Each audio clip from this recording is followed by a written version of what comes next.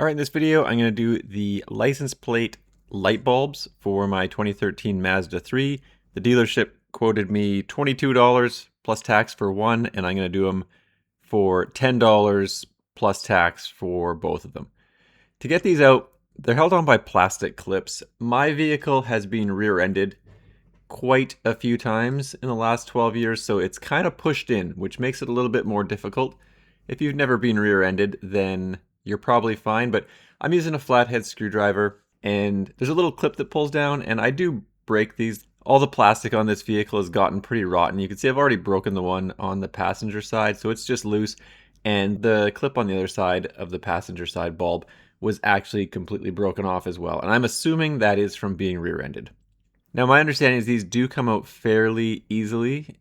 I'm assuming that that is if you haven't been rear-ended a few times, but I found just having a screwdriver to pry the bumper a bit away from the styrofoam that's behind the bumper is helpful. So if you have something like a screwdriver, that helps, or you can use your hands. But I did find it a little bit difficult to remove these things. But once they come out, it's pretty straightforward on what to do. Now, on the passenger side, it was the same deal, even though it is just sort of flopping around in between the plastic bumper and the styrofoam.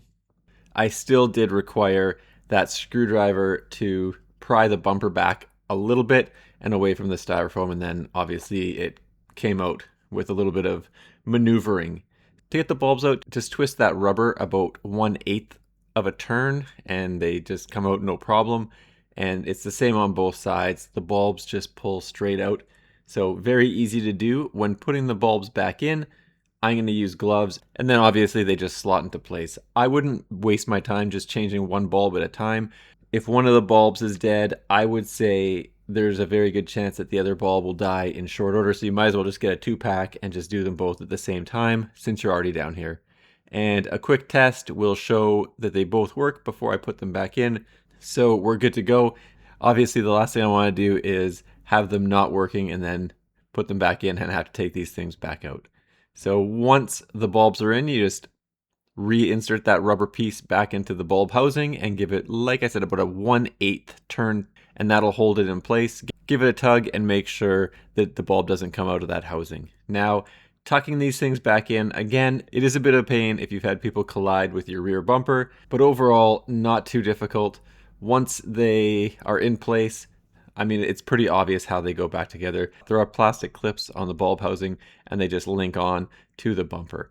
And for this passenger one, it's not really gonna clip into place. I'm thinking about getting some sort of contact cement, but it is still -10 out. So I'm gonna leave it for now and just leave it sitting in between the bumper and the styrofoam. I don't really care that much if it shakes around a little bit. Anyway, pretty easy to do. It will be easier if you haven't been rear-ended. Thanks for checking out my video. Don't forget to like and subscribe.